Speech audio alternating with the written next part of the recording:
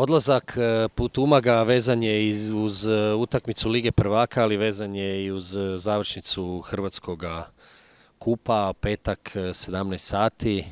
U tom lijepom istarskom gradu očekuje nas polufinale protiv GRK Varaždina. Perica Lelić, Mirko Herceg, naši gromovi. Dobar dan, dečki, dobrodošli. Spomenuta utakmica protiv Varaždina, to polufinale kupa, tema je ovog našeg današnjeg razgovora. Hoćemo krenuti od mlađeg ili starijeg? Stariji imaju prednost.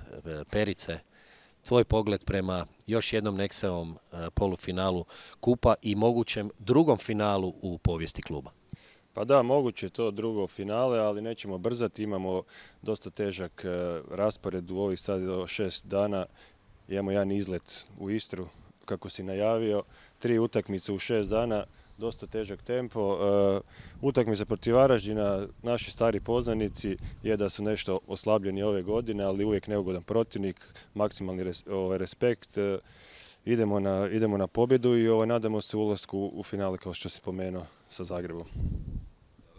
Mirko, tvoj pogled prema utakmici, igrali smo protiv Varaždina nedavno i jednu prijateljsku utakmicu.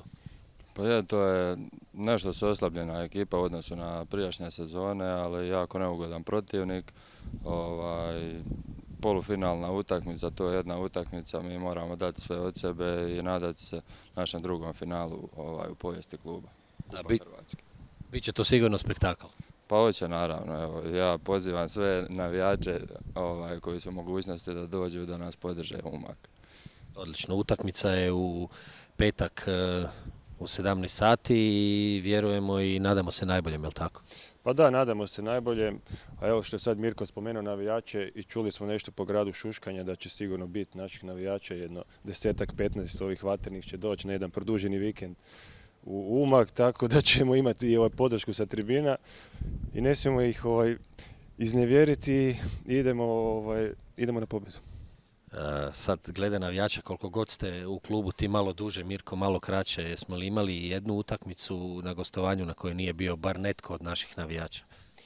Pa u ovih 10 godina baš si ne sjećamo. Uvijek smo naravno imali podršku i iznimno smo zahvalni svim našim navijačima, pogotovo koji dođu na jedne takve gostujuće utakmice, jako daleka putovanja, svaka im časti i mi uvijek im, nadam se da im ipak pružimo zadovoljstvo dolaska. I zbog toga imamo i motiv više na utakmici polufinala kupa. Pa naravno, evo, mi ćemo, kao što sam rekao, dati sve od sebe i nadam se da nećemo iznevjeriti njihovo povjerenje.